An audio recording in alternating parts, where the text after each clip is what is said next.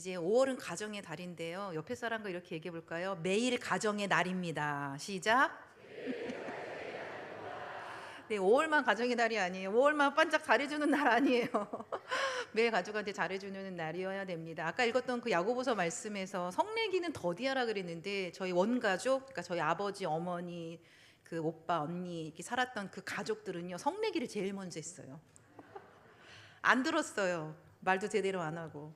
그래서 이렇게 화만 내셨던 아버지, 그러니까 저의 이제 그 원가족의 이미지는 늘 화내고 싸우고 갈등 해결을 하지 못하는 사실 그런 가족이었거든요. 그러다 보니까 제가 학부부터 박사까지 계속 가족에 관련된 공부를 하고 있는데 얼마 전에 저희가 이제 이사를 가게 돼서 짐을 정리하게 되었어요. 근데 한 30년 전에 제가 이제 중국 선교사로 있을 때 아버지가 저한테 써주셨던 편지가 나왔는데요.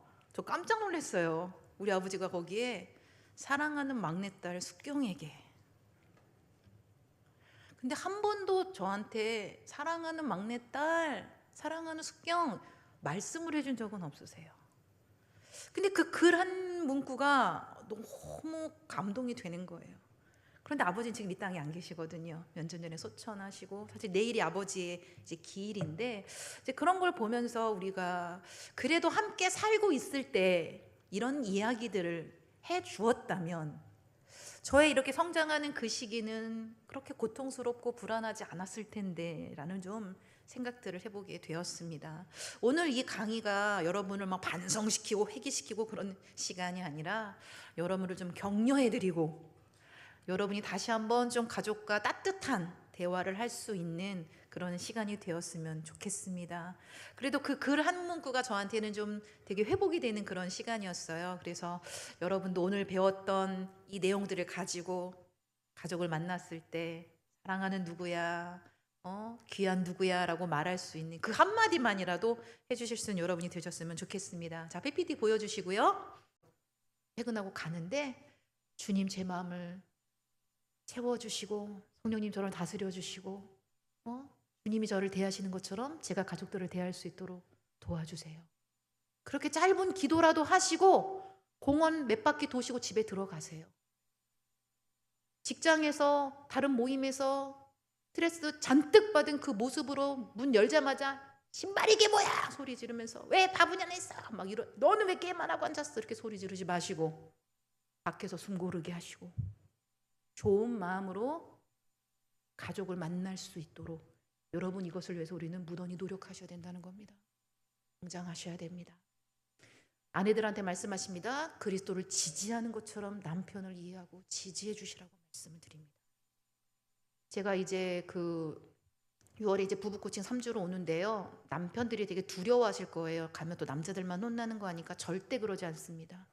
오히려 남자들이 더 좋아합니다. 왜냐하면 세상에서 뭐 지금까지 받아보지 못했던 그런 이해와 지지를 아내를 통해서 마음껏 받을 것이거든요. 성경에서는 아내들한테 예수님을 지지하는 것처럼 남편을 지지하라고 말씀하고 계십니다. 어이구 이 인간을 어떻게 믿어요? 그러시면 안 돼요. 이 인간 믿으셔야 돼요.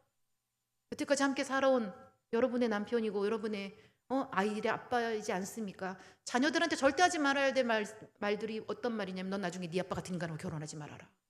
굉장히 무시하는 말입니다. 굉장히 경멸스러운 말입니다. 엄마는 아빠 만나서 좋다? 여러분 그 폭삭 속았수다의 관식이 같은 인간은 없어요. 그건 이제 드라마인 거예요. 그런데 지금까지 내 옆에서 같이 이 정도 살아와줬다? 이 정도면 괜찮은 거예요. 가족을 위해 헌신했다, 희생했다? 이 정도면 되는 거예요. 이 남편을 믿어주자고요.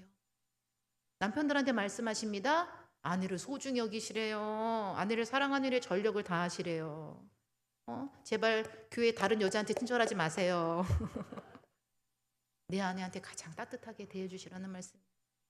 그래서 내 마누라, 여편네, 집사람 이런 단어가 아니라 남편들 따라하십니다. 내 아내. 내 아내예요. 아내라고 얘기하셔야 돼요. 높여주셔야 돼요. 여러분이 배우자를 높일 때 여러분도 높여집니다. 그리고 우리 젊은 부부들 요새 막 배우자를 부를 때 오빠야, 야, 너 막 하시는데 안 돼요. 오빠 아니에요. 무슨 오빠예요. 남편이지. 내 남편. 그리고 부부끼리 이런 호칭을 쓰셔야 됩니다. 자, 따라합니다. 여보, 자기야, 이게 정식적인 호칭이에요. 자기야는 뭐냐면 나처럼 여긴다는 거예요. 여보는 뭘까요? 보배롭게 여긴다는 말이에요. 이 호칭 하나가 정말 부부 상호작용을 다르게 해줍니다. 제가 젊은 부부를 상담하고 있는데 온라인에서 이렇게 상담하고 있는데 서로 야 너 이러고 있더라고요. 자, 야 너 앞으로 쓰지 마시고요. 여보라고 바꾸세요. 어머 낯간지러워요. 무슨 여보예요. 여보라고 하세요. 호칭을 해줬어요. 일주일 만에 만났어요. 그 아내가 하는 말. 소장님 호칭만 바꿨는데 우리가 그렇게 서로 막대하진 않더라고요. 호칭이라도 되게 중요한, 서로를 존중하는 되게 중요한 호칭이라는 겁니다. 다시 한번 연습해 볼까요? 자기야, 여보. 네, 근데 또 이것도 톤이 있겠죠. 여보! 이건 또 아니겠죠. 네, 그래서 성경에서는 가장 친절해야 될 대상이 가족이라고 말씀하고 있습니다. 옆에 사람과 그렇게 선포합니다. 가족에게 친절합시다.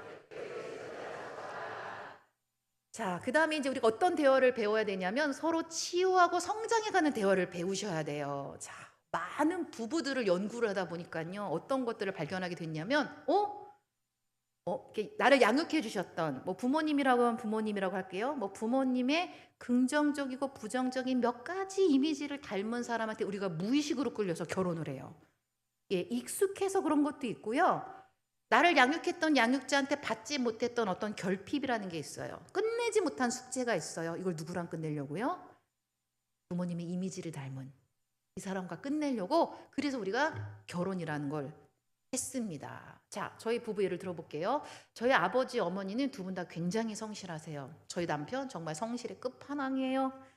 저희 아버님, 어머님 되게 이렇게 외롭게 자라셨어요. 저희 남편 처음 만났을 때 너무 외로워 보였어요. 요즘도 가끔 외로워 보이긴 하지만 요 두 이미지가 저희 남편한테 있었고요. 저희 남편이 저한테 끌렸던 이유는 아버지 되게 주도적이세요. 제가 주도적이에요. 아버지가 화가 많으세요. 제가 화가 많아요. 똑같은 사람은 아니에요. 몇 가지 이미지가 비슷한 사람한테 끌린다는 거예요. 사실 어릴 때 사진을 보여드리는데요. 엄마 아빠랑 찍었던 사진이 거의 없어요. 간신히 한 장 찾았는데 애 표정 보이세요? 애가 어떻게 하고 있어요? 되게 긴장하고 있어요. 저는 저때 느낌을 알아요. 무슨 생각하고 있었냐면요. 엄마 아빠 언제 싸울까? 전 어릴 때부터 엄마 아빠 싸움을 자주 봤거든요. 그러니까 물론 좋았던 기억도 있지만요. 자녀들이요 부모의 싸움을 보는 건요. 이거는 굉장히 큰 상처고 트라우마예요. 이게 뇌의 많은 부분을 차지하고 있는 거예요. 언제 싸울까? 엄마랑 찍은 사진인데 물론 엄마가 의식주는 되게 잘해주셨는데 몸을 돌리고 있는 거 보세요. 저 강아지 안고 있고요. 어떤 정서적인 연결, 정서적인 접촉은 거의 없었어요. 그러니까 제가 엄마한테 가서 엄마 나 학교에서 이런 일 있었어. 나 너무 슬펐어. 이런 얘기를 해본 적이 없어요. 엄마는 늘 엄마의 힘든 거를 저한테 다 쏟아내셨어요. 네 아빠가, 네 아빠 때문에, 네 언니가. 그럼 저는 어릴 때부터 엄마의 그 힘든 감정을 다 받는, 그러나 내 정서는 엄마한테 나눌 수 없는 그런 아이로, 이런 아이를 대리 배우자라고 이야기를 합니다. 여러분 부부가 힘들고 관계가 어려울 때 절대 하지 마셔야 될 것, 아이들한테 그런 얘기를 하시는 거예요. 네 아빠 때문에, 네 엄마 때문에. 그럼 아이들은요 그런 얘기를 들을 때 어떤 기분인 줄 아세요? 고통스러워요. 정말 힘들어요. 자, 따라합니다. 부부 갈등은 둘이 해결한다. 둘이 해결하는 겁니다. 안 되면 상담 가세요. 자녀들한테 전화해서 엄마가 이런 얘기 하지 마세요. 제가 엄마가 그런 전화가 왔을 때 느낌이 어땠냐면 약간 정서적 쓰레기통이 되는 느낌이었어요. 엄마 그 정서 저한테 버리지 마세요. 저 너무 힘들어요. 그래서 그런 안정적인 정서 돌봄이 이제 저한테 필요했는데, 이제 어릴 적 기억나는 사건 한번 그림으로 그려봤는데요. 저희 어렸을 때 우리 가족은 갈등을 해결하지 못했고요. 생생한 어린 시절의 기억은 부모님의 싸움이었어요. 아버지는 저한테 무섭고 불편한 관계였고, 엄마는 엄마의 감정을 쏟아내는, 저를 힘들게 하는 그런 엄마였어요. 그래서 저 아이는요, 엄마 아빠 싸울 때 엄마 아빠 싸움을 말리다가 무서워서 울고 있는 저의 내면 아이의 모습이에요. 그런데 저 아이가 이렇게 성장을 해갖고 결혼을 했는데 남편한테 제가 가장 싫었던 모습으로 아버지처럼 소리를 지르고 화를 내고 막 이러고 있더라고요. 내가 왜 그럴까? 가만히 봤더니 엄마 아빠한테 받고 싶었던 거를 남편이 안 해주니까 그 화를 남편한테 다 쏟아내고 있었던 거예요. 저는 어린 시절에 엄마 아빠한테 받고 싶었던 게 뭐냐면, 물론 싸울 수 있어. 그런데 싸우고 나서 저렇게 울고 있는 어린 딸을 보면 부모라면 어떻게 될까요? 어머, 우리 수경아, 많이 무서웠지? 불안했지? 이제 괜찮아. 이렇게 한 번만이라도 저를 안아주었다면 저는 불안한 아이로 성장하지 않았을 겁니다. 저는 성인이 되어서도 저의 주감정은 늘 불안이거든요. 불안하니까 강박으로 가고 완벽주의로 가고 늘 괴로운 거예요. 이 불안은 어릴 적 부모님의 싸움을 자주 지켜봤던 여기서부터 온 거죠. 아, 엄마 아빠가 날 좀 안아줬으면. 그래서 남편한테 요청을 했어요. 여보, 내가 당신한테 원하는 게 내가 불안할 때 화가 나. 그런데 그럴 때 부모님이 나를 혼자 방치했거든? 당신도 나를 방치하고 저쪽에서 책을 읽거나 성경책을 읽으면 내가 그렇게 화가 나.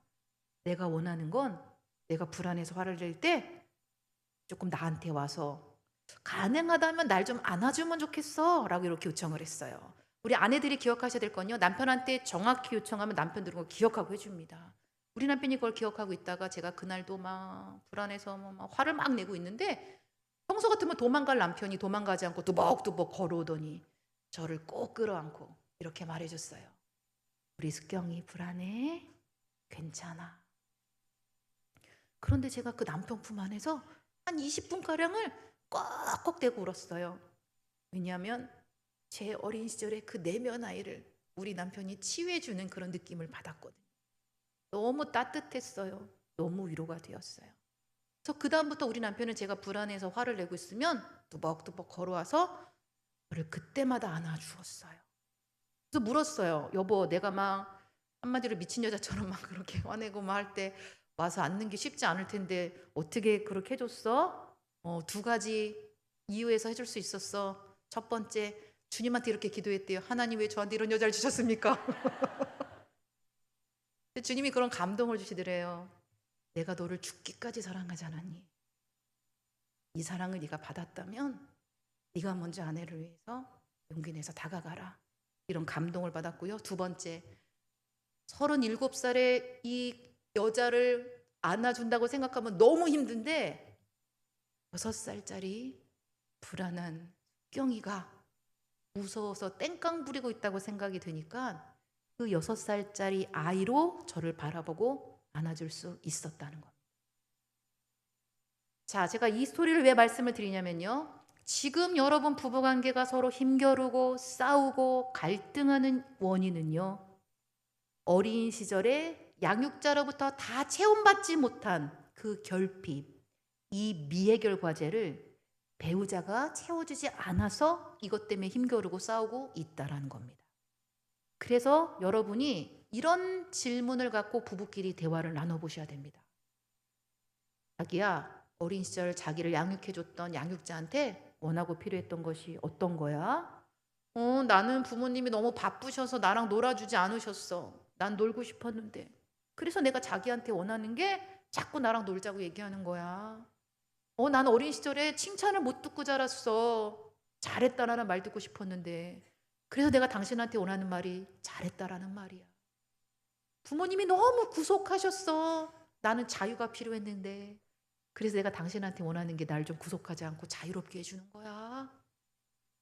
어릴 적 해결하지 못한 이 미해결 과제를 부부가 서로 채워주게 될 때 기가 막히게 부부 갈등은 끝이 납니다.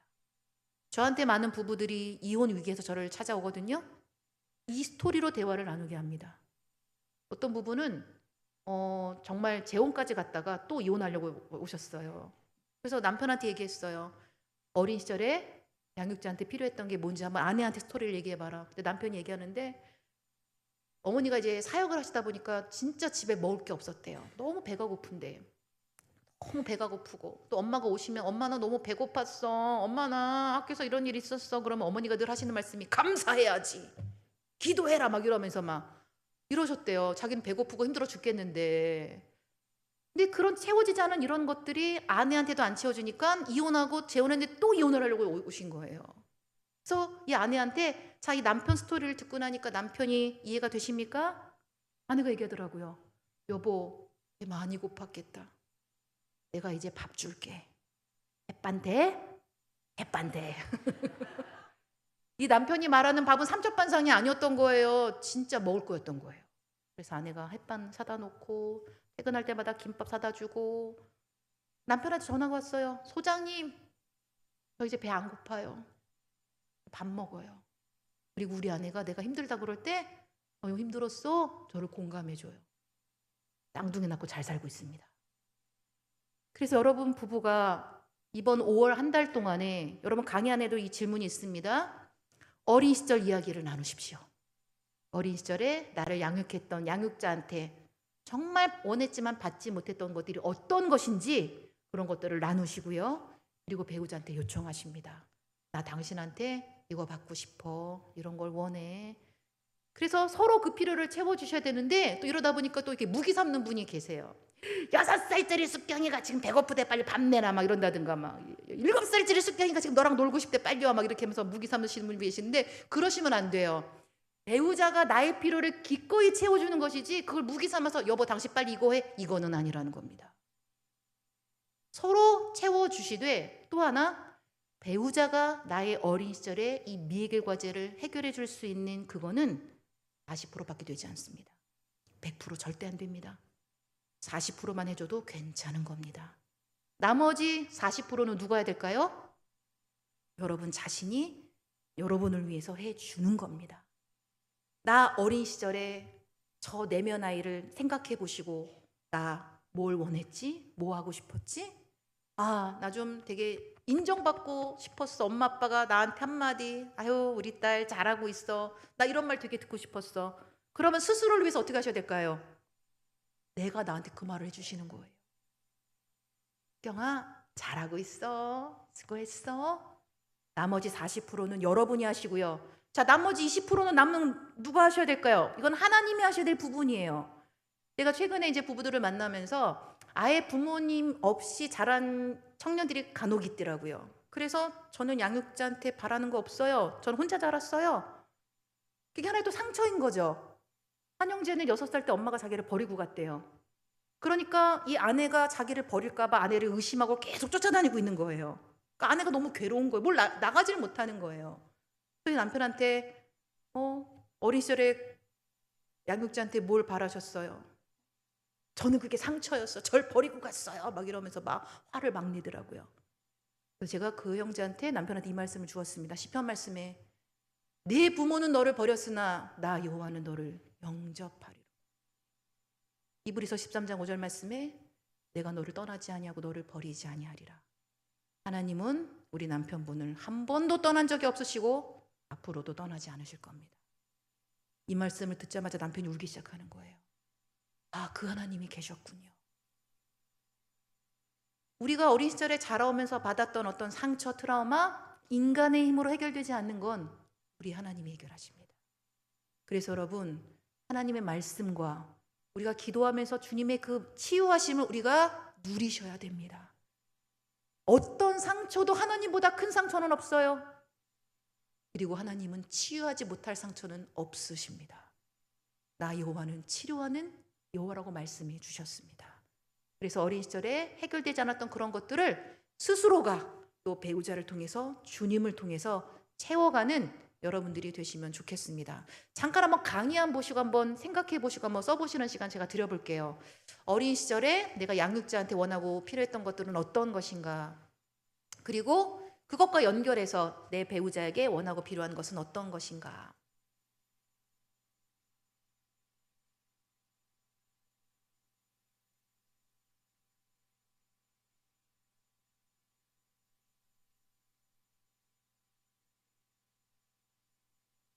또 이런 질문들을 생각해 보시면서 여러분이 쓰셔도 돼요. 어릴 때 우리 가족은 어땠는지, 어릴 때 어떤 기억이 가장 생생하게 남는지, 아버지랑 나는 어땠고 어머니랑 나는 어땠는지.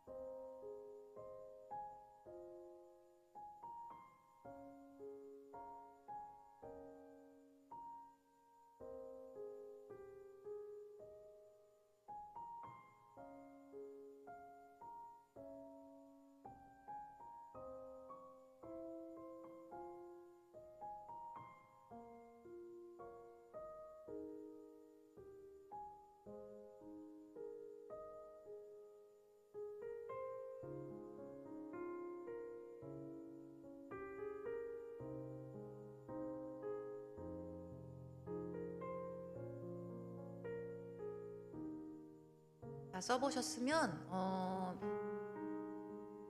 좋은 날씨가 좋은 날 배우자랑 카페 가셔서 이런 주제를 갖고 한번 두런두런 나눠보셨으면 좋을 것 같아요. 제가 이제 코칭했던 몇 커플들이 좀 이런 사례가 있었는데요. 생각이 안 난대요. 바라는 게 없대요. 그래서 이렇게 물어보니까 어릴 때부터 많이 방치되고 자란 거예요. 그래서 제가 그러면 배우자가 어떨 때 가장 이렇게 사랑받는다고 느끼냐라고 물었더니 진짜 단순하시더라고요. 옆에만 있어도 된대요. 왜냐하면 부모님한테 버림을 받았거나 부모님한테 오랜 시간 방치를 당해가지고 옆에 누군가만 있어도 괜찮은 거예요. 그래서 배우자한테 나는 당신 옆에만 있어도 돼. 어떤 남편은 밥만 막 같이 먹어줘도 괜찮다는 남편도 있더라고요. 그래서 그 아내들이 그 얘기를 듣고선 당신이 그런 시간이 있었구나. 그래서 서로에 대한 어린 시절의 그 내면 아이가 서로 이해가 될 때 서로의 그 결핍과 그 미해결 과제를 기꺼이 채워줄 수 있는 친밀한 관계로 안전한 관계로 갈 수 있다라는 겁니다. 그리고 우리 부모님들은 한번 자녀들한테도 한번 물어봐 주시면 좋을 것 같아요. 엄마 아빠가 너를 사랑해서 키웠다고 했지만 너 어린 시절에 혹시 엄마 아빠한테 받고 싶었지만 받지 못했던 게 뭐니? 그럼 대부분 뭐 얘기하는 줄 아세요? 아들들은요 아빠랑 게임하는 거예요. 좀 게임 좀 같이 해주세요. 좀 제발 놀아주세요. 우리 여자애들은요 엄마랑 맛집 가서 맛있는 거 먹거나 쇼핑하거나 별거 아니에요. 그런데 우리는 자녀들을 위해서 엄청나게 막 열심히 일해갖고 막 돈을 막 쏟아붓고 있는데요. 진짜 자녀들이 원하는 건 같이 옆에서 뭔가 일상의 소소한 것들을 누릴 때 자녀들이 행복하고 사랑받는다고 느낀다는 겁니다. 그래서 그런 것들을 자녀들의 그 필요를 채워줄 수 있는 우리 부모님들이 되어주시기를 부탁을 드리고요. 자, 그 다음에 이제 소통에 대해서 좀 더 구체적으로 배우도록 할 텐데 관계를 깨트리는 소통이 있습니다. 먼저 네 가지를 말씀드릴 텐데요. 이 네 가지를 쓸 때 우리 가트맨 박사가 이런 연구 결과를 발표했는데요. 92%가 이혼을 한다고 합니다. 그래서 오은영 박사가 진행하는 결혼 지옥에 나오는 그 부부들 있잖아요. 요 네 가지를 다 쓰고 있어요. 네 가지를 보도록 하겠습니다. 첫 번째, 비난입니다. 자, 문장 같이 읽습니다. 시작. 당신 잘못이야. 당신 때문이야. 왜 그랬어? 당신이 고쳐. 당신은 항상 그래. 이게 관계를 깨트린다는 거예요. 그러니까 저희 아버지도 늘 엄마한테 당신은 항상 문을 안 닫아. 당신은 항상 정리를 못해. 이렇게 늘 비난을 하시고 저희 엄마도 아빠한테 왜 여기 와서 이렇게 간섭이야? 왜 이렇게 잔소리해? 이렇게 맨날 싸우셨거든요. 그래서 비난은 관계를 깨트린다는 겁니다. 특히 이제 이런 우스갯소리가 있어요. 남자들의 기억력은 15초, 여자들의 기억력은 15년.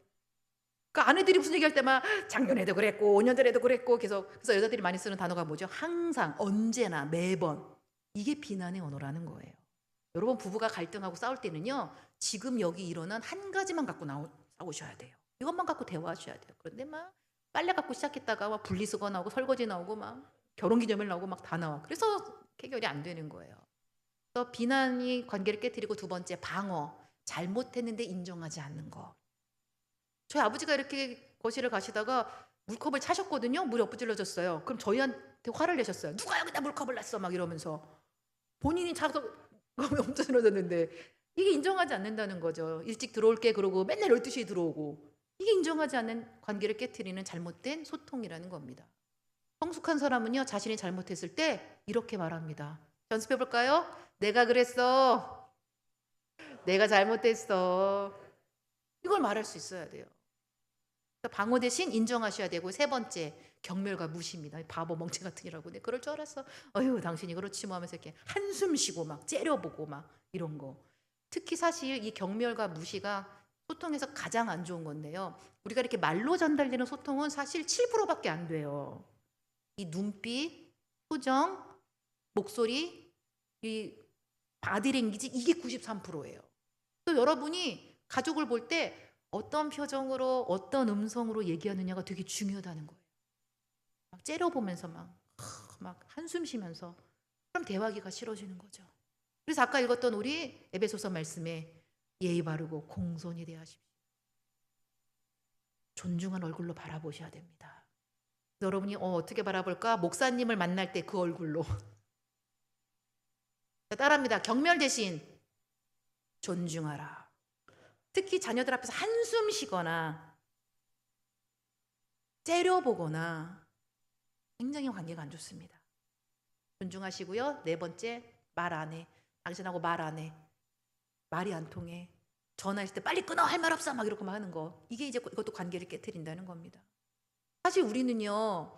요새 제가 오늘 뉴스를 보다 왔는데 그 챗봇하고 대화하는 사람들이 많대요.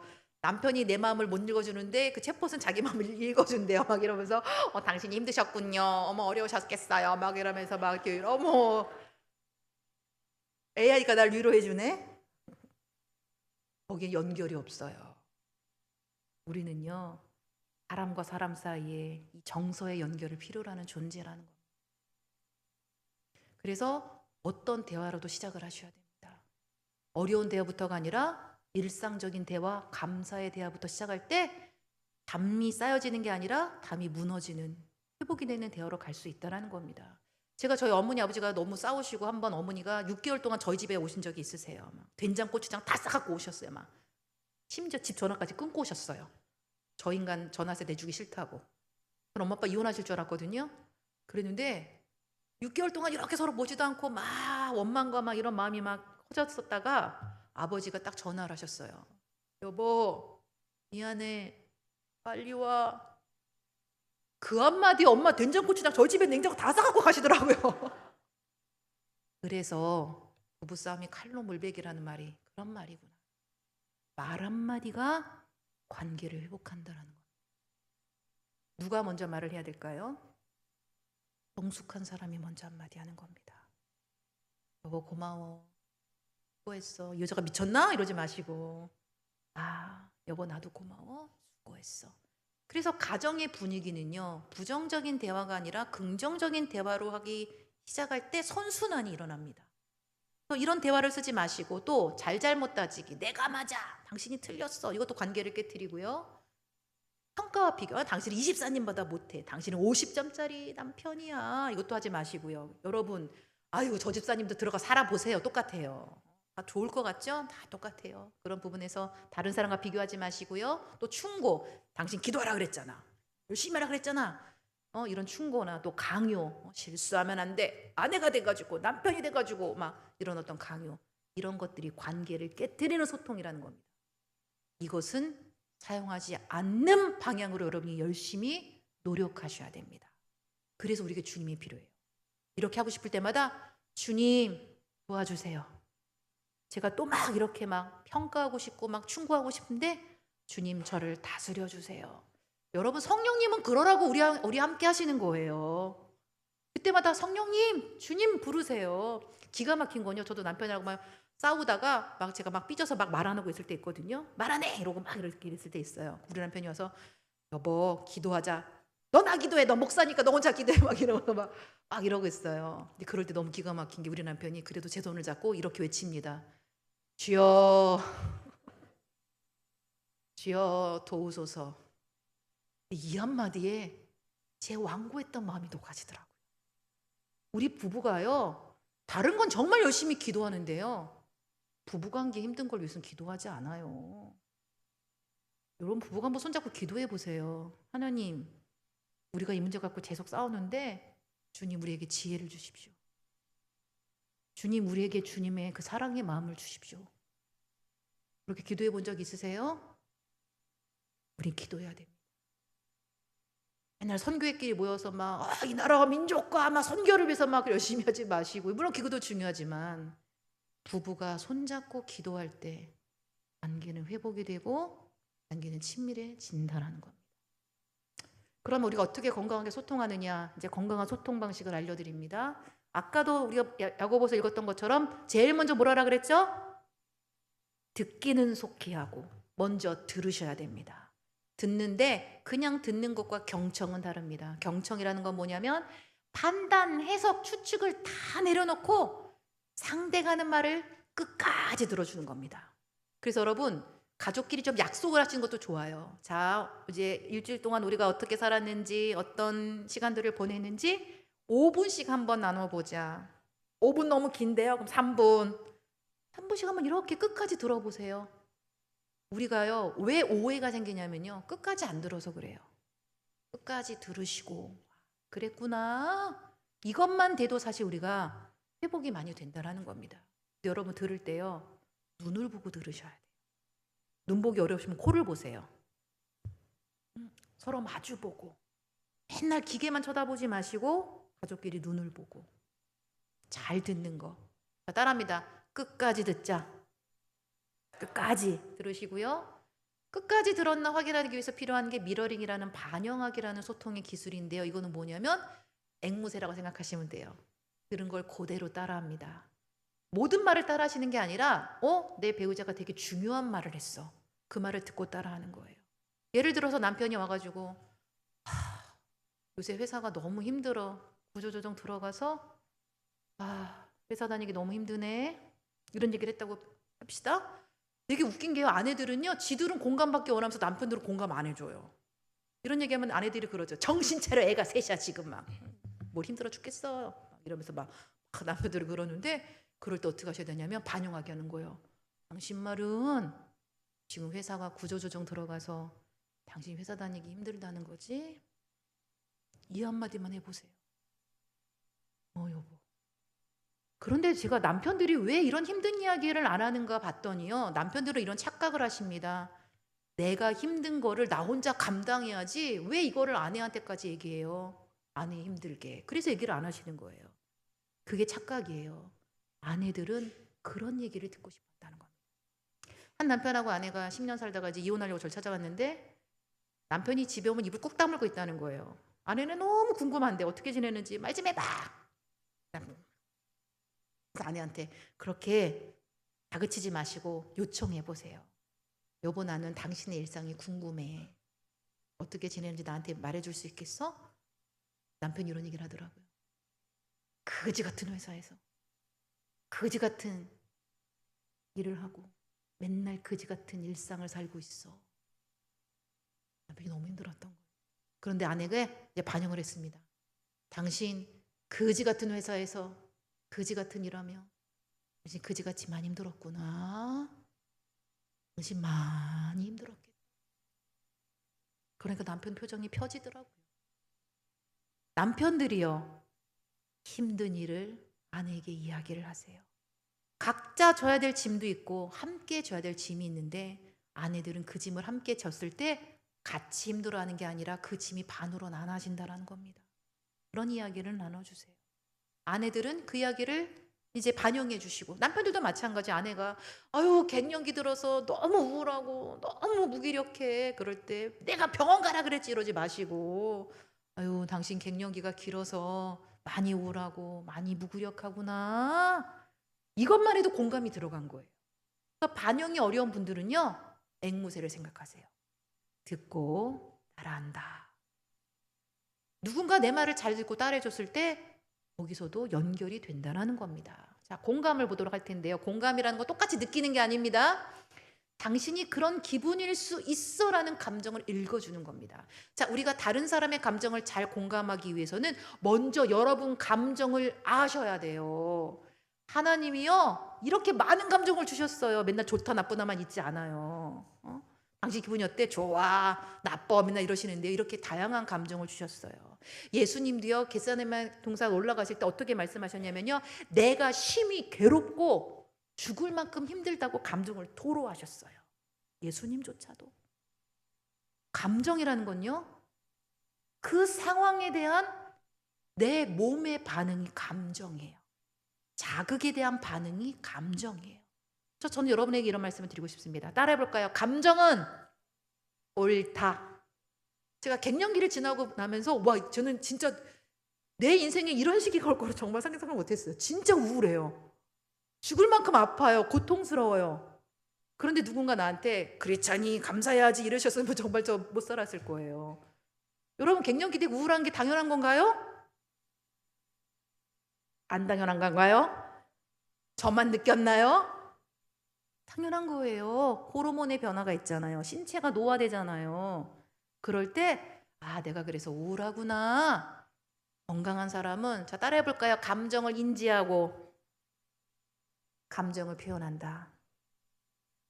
내가 우울하구나. 내가 우울하다. 표현하실 수 있어야 됩니다. 회사에서 억울한 일 당하셨어요? 진짜 억울하다라고 표현을 하셔야 된다는 겁니다. 이 시대에 많은 사람들이 여러 가지 병에 걸리잖아요. 우울증, 불안장애, 공황장애. 그 근본에 뭐가 있냐면 감정을 표출하지 않아서 그렇습니다. 불안장애 걸리는 이유는 뭐랄까요? 불안해면 안 돼! 그래서 걸리는 병이에요. 불안장애를 치유하는 방법이 뭘까요? 내가 불안해! 이렇게 표출하게 하는 거예요. 감정은요, 여러분이 적절하게 표현하실 수 있어야 된다는 겁니다. 자, 감정 단어 보시고 최근에 내가 많이 느꼈던 감정 단어 한번 찾아보세요. 최근에 내가 많이 느꼈던 감정. 아니면 내가 주로 느끼는 감정도 괜찮습니다.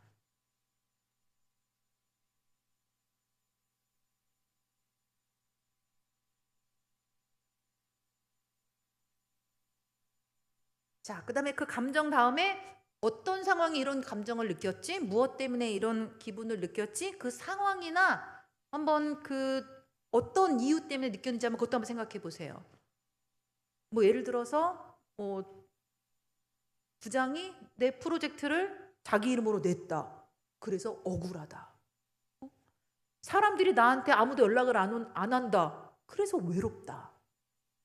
몸이 아파서 짜증이 난다. 자녀들의 미래가 걱정된다. 자, 이런 식으로 왜 이런 기분을 느꼈는지 한번 찾아보셨나요? 자, 그러면 이걸 한번 연습하고 가도록 하겠습니다. 옆에 있는 분하고요. 최근에 내가 이런 일이 있어서 좀 기분이 이랬어요. 라고 두세 사람씩 제가 한 2분 정도를 드릴게요. 나 최근에 좀 이런 기분을 많이 느꼈어. 라고 옆에 사람하고 한번 나눠보는 연습을 한번 해보도록 하겠습니다. 자, 옆에 사람과 한번 나눠보십니다. 나 최근에 이런 기분을 좀 느꼈어요. 나눠보십니다.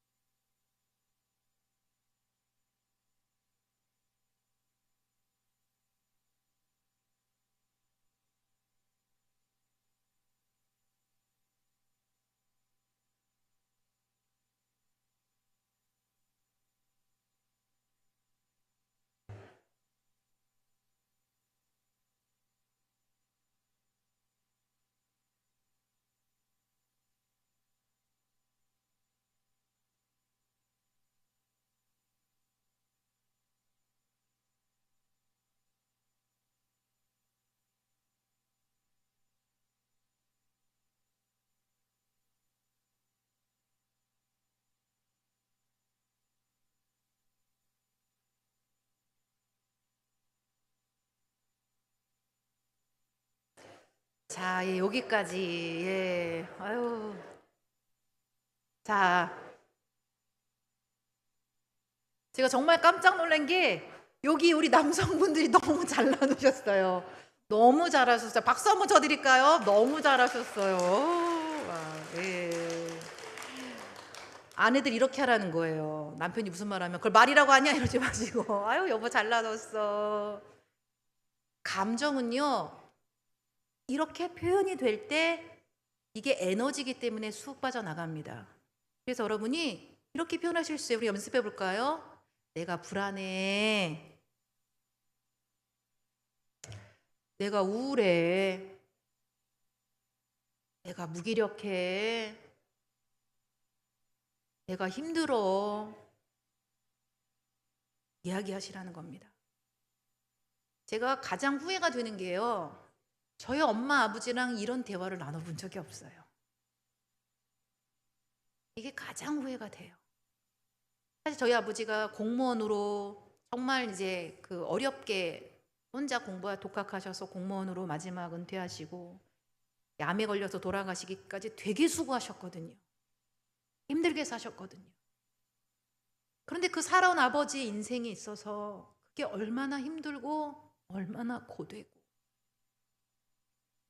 얼마나 외로웠는지 그런 이야기를 아버지랑 나눠본 적이 없어요. 다행히 어머니랑은 국제시장이라는 영화를 보고 와서 엄마의 그 어린 시절의 이야기를 들으면서 6.25 때 5살짜리 그 아이가 쌀자루를 뒤집어 쓰고 막 종종 할머니를 아버지도 돌아가서 종종 쫓아갔던 그 엄마의 인생. 아 그래서 엄마가 동동거리며 사는 이유가 6.25를 겪으면서 그 불안 그 두려움 때문에 엄마가 동동동거리고 살았구나. 그 스토리를 듣고 제가 엄마를 공감해 드렸거든요. 엄마 많이 불안했겠다. 너무 기가 막힌 게 엄마가 그 다음부터 엄마의 그 한스러웠던 인생의 이야기를 좀 멈추시더라고요. 여러분 자녀들한테 여러분이 살아온 인생을 이야기해 주세요. 그리고 감정을 얘기해 주세요. 아빠 많이 고됐어. 아빠 많이 힘들었어. 그런 이야기를 자녀들한테 해주시라는 거예요. 그리고 자녀들의 이야기도 들어주세요. 넌 언제 결혼할 거냐? 너 언제 취업할 거냐? 그러지 마시고 취업이 안 돼서 많이 걱정되지? 걱정되겠다. 다 거기까지만 해주시라는 겁니다. 사람은요 누군가 내 감정을 공감해 줄 때 살아갈 힘을 얻습니다. 일주일에 한 번, 어려우신 분들은 한 달에 한 번 이 감정 단어 딱 펴놓으시고 최근에 기분이 어떠니? 부모들이 먼저 여러분의 기분을 이야기하시고 자녀들의 이야기를 공감의 언어를 나누시는 이게 건강한 가족의 소통입니다. 감정을 나누시기를 부탁을 드립니다. 지금 나누신 것처럼 가족들과 나누시면 됩니다. 자, 그 다음에 말을 잘 하셔야 됩니다. 이런 착각들을 하세요. 야 30년 살았고 20년 살았으면 이 정도만 알아서 해줘야 될 거 아니야? 절대 아닙니다. 말하지 않으면 절대 몰라요. 말하셔야 돼요. 특히 갈등 상황이 있을 때는 여러분 갈등이 있고 막 서로 감정이 막 격해졌을 때는 대화하시면 안 됩니다. 그때는 타임아웃 하셔야 됩니다. 멈춰. 나중에 얘기하자. 그리고 심각한 이야기, 싸울 만한 주제들은 집에서 얘기하면 거 아닙니다. 카페로 가져가십니다. 이야기만 하면 맨날 싸워? 카페로 가보세요. 안 싸워요. 참 희한해요. 예, 그래서 카페 가서 나누시고요. 상대한테 내가 어떤 말을 하고 싶을 때 중요한 건 상대가 들을 수 있을 때 하는 거예요. 여보, 우리 가정 경제에 대해서 당신하고 얘기하고 싶은데 당신 들을 수 있겠어? 아니, 오늘은 안 듣고 싶어. 그래? 그럼 언제 듣고 싶어? 우리 주일날 예배 끝나고 카페 가서 하자. 오케이. 이걸 하셔야 되는 거예요. 만져봐. 카드가 막 이렇게 싸움이 일어나는 거죠. 당신 들을 수 있겠어? Excuse me 물어보셔야 되는 거예요. 그 다음에 그 상황에서 오늘 목사님도 말씀하셨죠. 정직하게 말한다. 다 말씀하시면 안 돼요. 지혜롭게 하셔야 되는 거예요. 상대가 기분 나쁘지 않을 정도로. 자, 예를 들어 볼까요? 자, 있습니다. 아내들 있습니다. 시작. 나는 집에 와서 당신이 휴대폰만 보고 있을 때 외롭고 쓸쓸해요. 왜냐면 사랑받지 못하는 것 같아서요. 나의 필요는 하루에 10분 정도 서로 얼굴 보고 일상을 나누는 거예요. 이렇게 남편한테 말하시라는 거예요. 보통 아내들이 뭐라 그러죠? 외로워 외로워 그러면서 이 관식이만도 못한 인간 같으냐고 막. 남편들이 되게 괴로워요, 관식이 때문에. 거기서 핵심은 관식이가 아니에요. 그 어린 시절의 상처를 어떻게 치유해 가느냐 그거예요. 그 상처를 서로 따뜻하게 치유해 가고 있는 그 포인트로 바라보셔야 된다는 겁니다. 따뜻하게 말해 주셔야 됩니다. 자, 남편들 읽습니다. 시작. 나는 같은 소리를 계속 듣게 될 때 답답하고 짜증나요. 왜냐하면 나를 신뢰하지 않는 것 같아서요. 내 필요는 한 번만 말해주는 거예요. 이렇게 아내들한테 얘기하셔야 돼요. 근데 남편들이 뭐라고 얘기하죠? 잔소리하지 마, 잔소리하지 마. 아내들은 잔소리를 안 해요. 우린 다 겉면이에요. 그래서 그렇게 말하기보다 저희 남편이 딱 이 얘기를 하고 나니까 정신이 차려지더라고요. 아, 2번 이상 말하면 안 되겠구나. 근데 많은 남편들이 아내들한테 하고 싶은 말이 2번 이상 말하지 말라는 거예요.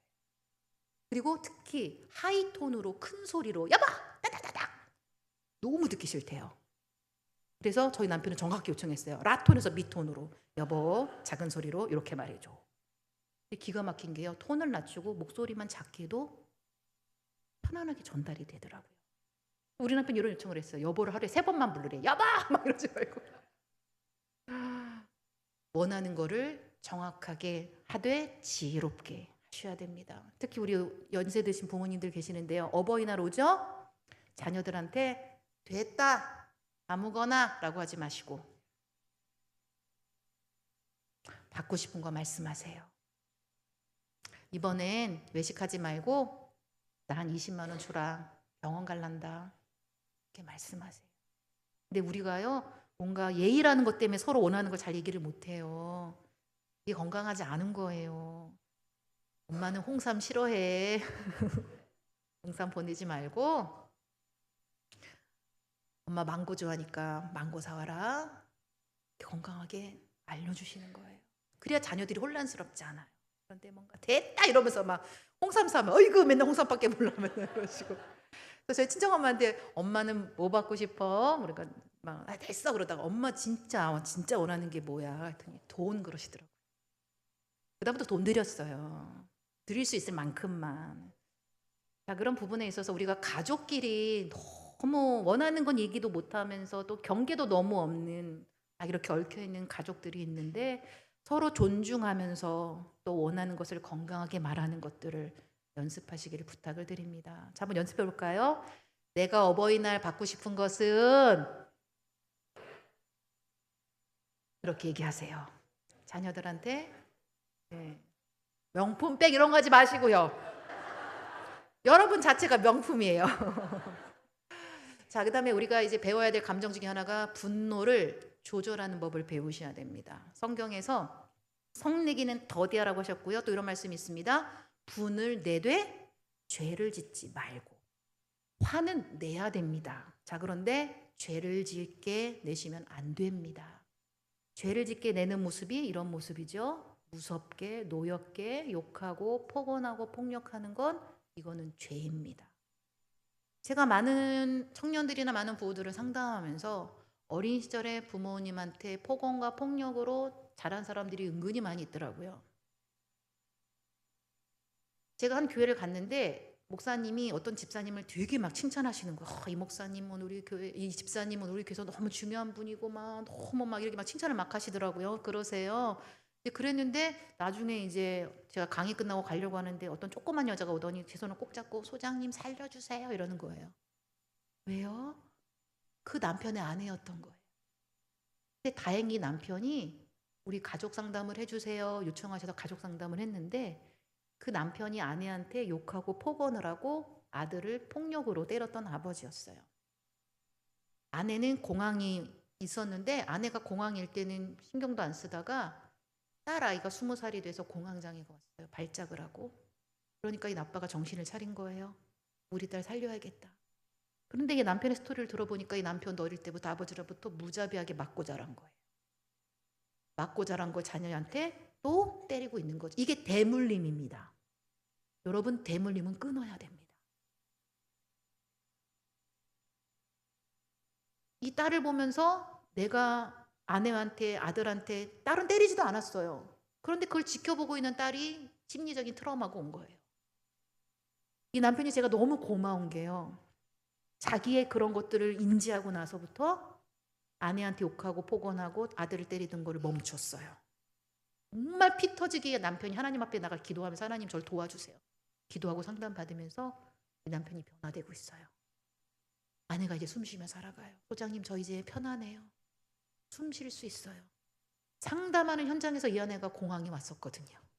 발작을 하고 죽는 줄 알았어요. 저도 이 아내가 얼마나 힘들게 살아왔을까. 내가 맞고 자라서 잘 컸으니까 내 새끼 때려도 돼? 아닙니다. 폭력은요 범죄입니다. 자녀들은요 예를 들어서 아버지한테 맞고 자랐어요. 아버지한테만 상처 있지 않습니다. 아무것도 안 한 엄마한테도 상처가 있습니다. 엄마 왜 안 말렸어? 그래서 폭력을 심하게 행하는 그런 가족들한테 저는 그냥 112에 신고하라고 합니다. 갔다 와야 됩니다. 그리고 적극적으로 치료를 받아야 됩니다. 이런 부분에서 혹시 내가 폭력을 행했거나 폭언으로 가족들을 어렵게 하신 분들이 계시다면 꼭 사과하시고, 그리고 이제 몇 가지를 알려드릴 겁니다. 화가 났을 때 왜 화가 나는지 원인을 찾으셔야 됩니다. 집에 갔을 때 아내가 밥을 해놓고 나를 기다릴 줄 알았는데 집에 아무도 없었어. 밥도 없었고. 아유 화가 난다. 왜? 기대가 좌절되니까. 집에 가면 아이들이 나한테 와서 아빠 오셨어요 인사할 줄 알았는데 기어 나오지도 않고 다 게임하고 앉았어. 야! 왜 화가 나지? 기대가 좌절되니까. 두 번째, 어릴 적 상처가 건드려졌을 때도 화가 납니다. 한 부부를 제가 식사를 하고 있는데 갑자기 남편이 아내한테 왁 하고 화를 내시더라고요. 왜 그렇게 화를 내세요? 아내가 지금 저를 무시했어요. 그렇게 무시한 말은 아닌데요? 그러니까 이 남편의 트라우마는 뭐예요? 어릴 때부터 아버지로부터 되게 무시당하는 말을 많이 듣고 자랐어요. 아내가 조금만 자기한테 그런 말을 하는 것 같으면 화를 내는 거예요. 그 상처가 건드려지니까.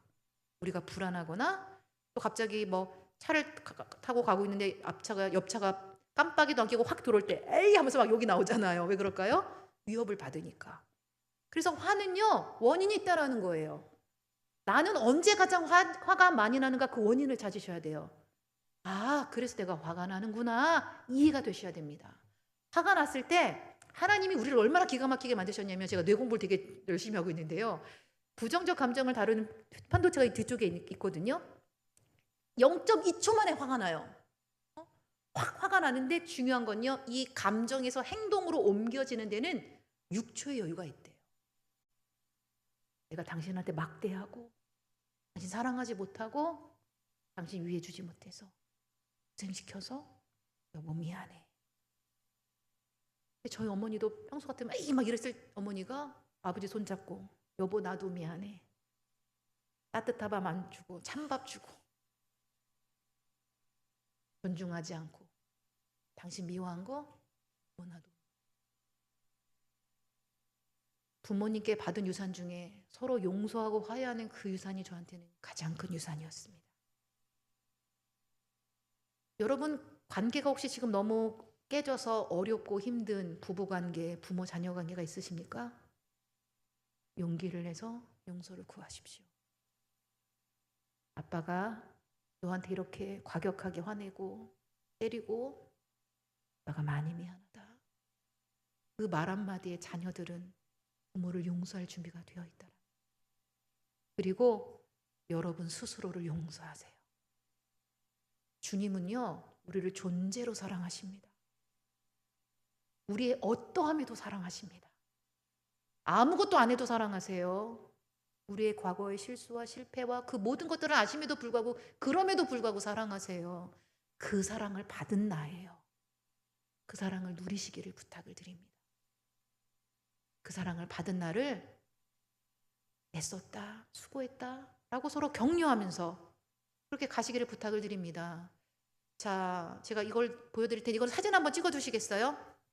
이건 사진을 찍어 두시고 가족끼리 한번 이렇게 한번 나눠볼 거예요. 제가 이걸 왜 만들었냐면 제가 기업에서 한 6년 정도 직원들을 상담하고 이렇게 강의하는 일을 했는데 한 전무님을 보니까 너무 애쓰시고 살아가시더라고요. 그래서 전무님 힘내세요. 그랬더니 화를 내시더라고요. 그 말이 제일 싫대요. 아빠 힘내서 노래가 제일 싫대요. 왜 아빠만 힘내야 되니요? 그래서 물어봤어요. 그럼 전무님 어떤 말 듣고 싶으세요? 그랬더니 여기까지 오느라고 수고했어. 전무님 여기까지 오느라고 수고하셨어요. 그랬더니 우시더라고요. 우리가요, 내가 듣고 싶은 말로 격려를 들으셔야 돼요. 그래서 이거 딱 펴놓고 가족끼리 모여서 일단 맛있는 거 드시고, 아빠는 너희들한테 듣고 싶은 말이 수고했다는 말이야. 아빠한테 한번 해줄래? 그럼 아내가 여보 수고했어요. 아빠 여기까지 오느라 수고하셨어요. 이렇게 하시고, 또 자녀들한테 물어보세요. 넌 어떤 말 듣고 싶니? 그럼 자녀가 난 숨 마셔도 돼. 그럼 뭘 숨 마셔? 이러지 마시고, 아들 숨만 쉬어도 돼. 그래도 아빠가 널 사랑해. 격려의 말을 나누시기를 부탁을 드리고요. 또 하나, 감사는요, 우리가 남한테 감사합니다, 고맙습니다라고 말을 할 때 우리 뇌에서 세로토닌이 분비가 되는데요. 세로토닌이 어떤 호르몬이냐면 행복 호르몬이에요. 자, 오늘 주제가 행복한 가정사역 세미나잖아요. 행복은요, 내가 감사할 때 나오는 겁니다. 여러분 감사하셔야 돼요. 지금 내 옆에 내 가족이 살고 있잖아요. 여러분 감사하세요. 그래서 부모님께 감사한 것, 배우자한테 감사한 것, 자녀한테 고마운 것, 이거를 말로 전하세요. 저는 부모님이 두 분 다 소천하셔서 이제 부모님께 감사하고 싶어도 안 계시잖아요. 조금 더 생존해 계셨을 때 이 말씀 더 잘 들었으면 어땠을까, 그런 약간 후회도 오고, 그래서 저희 남편이랑 아이들한테는 계속해서 이런 표현들을 하고 있습니다. 여러분 있을 때 잘하라는 그 노래처럼 있을 때 하시는 겁니다. 옆에 사람과 이렇게 인사해 볼까요? 오늘 제 옆에 계셔 주셔서 감사합니다. 같은 교회 다녀주셔서 고맙습니다. 자, 마지막, 내가 듣고 싶은 격려의 문구 하나씩 선택하세요. 내가 듣고 싶은 말 선택하셨어요? 그러면 손을 가슴에 얹고 여러분의 이름을 부르고 누구야 나한테 격려하십니다. 시작. 영아.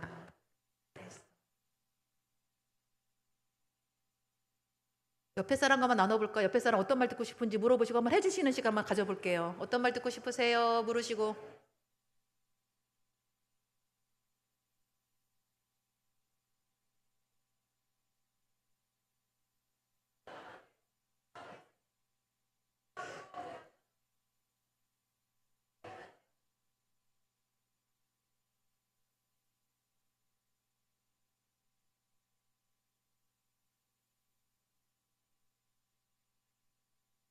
자, 격려 받고 격려 주신 거 어떠세요? 기분이 좋죠? 행복하죠? 행복은 어떤 것을 수여하는 데 있지 않습니다. 표현할 때 있습니다. 옆에 있는 가족들에게 감사를 표현하십시오. 함께하는 공동체 식구들에게 감사를 나누십시오. 그리고 서로 격려하십시오. 이럴 때 세로토닌이라는 행복 호르몬이 나와서 우리를 행복하게 해줍니다. 한번 다 같이 한번 이렇게 격려해 볼까요? 여기까지 오느라고 수고했어. 시작. 한 번 더, 이 정도면 충분해. 마지막, 숨만 쉬어도 돼. 옆에 사람 보고 숨만 쉬어도 돼. 네, 저 숨만 쉬어도 되는, 사실 제가 36살 중증 근무력증을 알았을 때 사람들은 저한테 막 그랬거든요. 야, 선교사가 왜 돌아왔어? 선교사가 뼈를 묻었어야지. 너 무슨 죄 있냐? 막 이렇게 할 때 로마서 5장 8절 말씀이 뚝 떠오르면서 음성을 들려주신 건 아니에요. 근데 그런 감동을 주셨어요. 왜냐면 그 병은 제가 아무것도 할 수 없는 그런 병이었거든요. 근데 주님이 저한테 수경아, 숨만 쉬어도 돼. 그래도 나 너 사랑해. 그런 감동으로 봤어요. 그래서 그 감동의 그 말 한마디가 저를 살게 해주었어요. 여러분 5월에 여러분의 가족들도 잘 돌보시고 공동체에 외롭고 힘든 분들이 계시다면 뜬금없는 전화를 한번 해주세요. 그리고 물어보세요. 어떤 격려의 말을 듣고 싶으세요? 그 말을 해주실 수 있는 또 하나의 따뜻한 교회 공동체가 되시면 좋겠습니다. 자, 이제 제가 이렇게 해온 건 저랑 이렇게 하니까 어떠셨어요? 1시간 반 지났는데 지루하셨나요? 좋으셨죠? 이런 시간을 부부 코칭이라는 것들을 이제 교회에서 이제 진행을 할 겁니다. 먼저 영상을 먼저 보고 제가 짧게 설명드리고 마치도록 할까요? 부부 코칭이 어떤 것인지 영상으로 한번 보여드리도록 하겠습니다. 아, 이거 아니고 그 다음 걸로. 예, 죄송합니다. 이거 아니고, 예.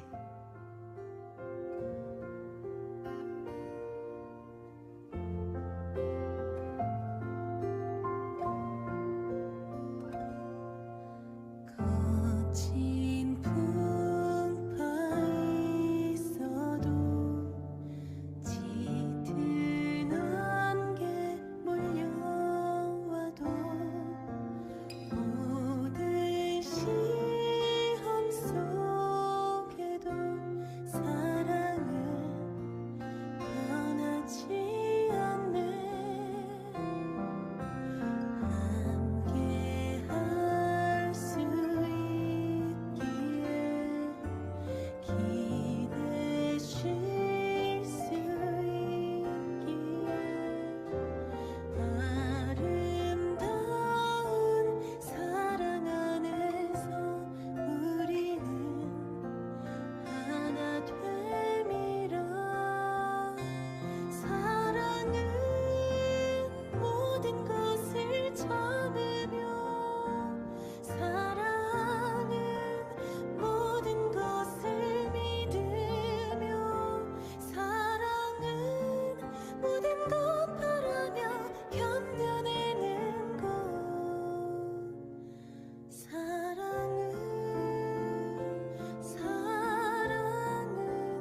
영원하리.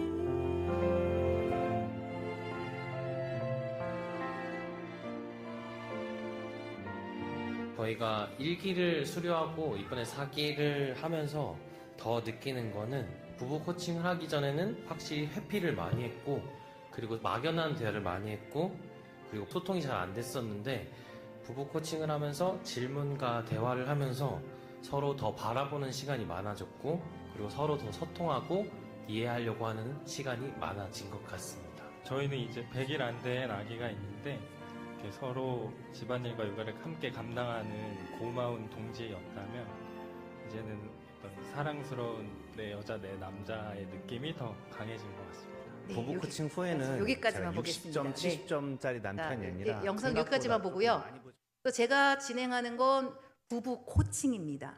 자, 코칭의 의미는 뭐냐면요. 성장을 목표로 합니다. 그래서 막 이런 오해들을 하세요. 거기는 문제 있는 부부가 갈 거야가 아니에요. 성장을 갈망하는, 성장하고 싶은 그런 부부들이 오는 것입니다. 우리는 관계는 계속 성장해 가야 됩니다. 여러분이 예수님을 사랑해서 시간 내서 기도하고 말씀 읽고 예배 드리는 것처럼 부부도 마찬가지입니다. 시간을 내서 함께 무언가를 해야 됩니다. 왜냐하면, 자, PPT 한번 보여주실까요? 자, PPT. 아주 먼 옛날 아니고요. 자, 말씀 한번 읽습니다. 시작. 내 헛된 평생의 모든 날 곧 하나님이 헤아려서 내게 주신 모든 헛된 날에 내가 사랑하는 아내와 함께 즐겁게 살지어다. 그것이 내가 평생 헤아려서 수고하고 얻은 내 몫이니라. 부부가 어떻게 살라고 말씀하셨죠? 어떻게 해요? 즐겁게 살라고 하셨어요. 저 따라합니다. 즐겁게, 재밌게, 신나게. 그렇게 살기 위해서 부부 코칭하는 거예요. 우리 부부가 어떻게 즐겁게 살까? 그래서 부부가 함께 참여를 하고요.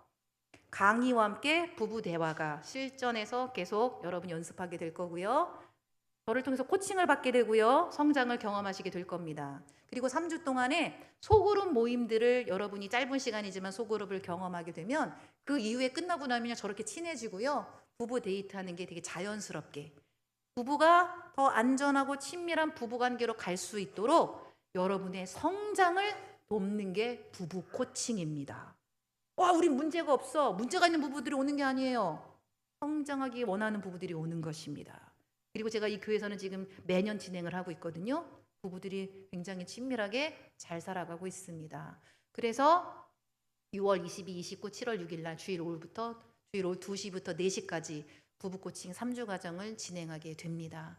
그래서 여러분 기대하는 마음으로 이 시간을 내셨으면 좋겠고요. 이 시간을 통해서 저는 분명히 장담합니다. 제가 15년 이런 가족 치료사로 이 사역을 하면서 어떤 부부도 관계가 깨지고 힘들게 그렇게 끝난 적이 없습니다. 다 친밀하게 성장을 경험하면서 지금까지 잘 살아가고 있습니다. 그런 부부 관계를 경험하게 될 것입니다. 기대함을 갖고 여러분이 오셨으면 좋겠습니다. 자, 기도하고 마칠 텐데 이 시간에 뭘 위해서 기도하시냐면 오늘 들으셨던 내용 중에 여러분이 그 에베소서 말씀만큼은 잊지 않으셨으면 좋겠어요. 하나님 가족에게 친절하겠습니다. 가족에게 친절할 수 있는 제가 될 수 있도록 성령님 인도하시고 다스려 주십시오. 오늘 집에 갔을 때 매일 가족들을 만날 때 가장 친절하게 대하는 제가 될 수 있도록 관계를 깨트리는 소통이 아니라 관계를 세워가는 소통을 할 수 있도록 성소 중북교회에서 이제 부부 코칭을 시작하게 되는데 많은 부부들이 참여해서 부부들이 건강하고 친밀하게 살아가도록 인도하여 주시옵소서. 그래서 우리 자녀들이 안전하고 건강한 자녀들로 성장해 갈 수 있도록 하나님 가정이 세워지는 시간이 되어지게 해달라고 같이 통성으로 기도하며 나가겠습니다. 기도합니다. 사랑하는 하나님 아버지, 우리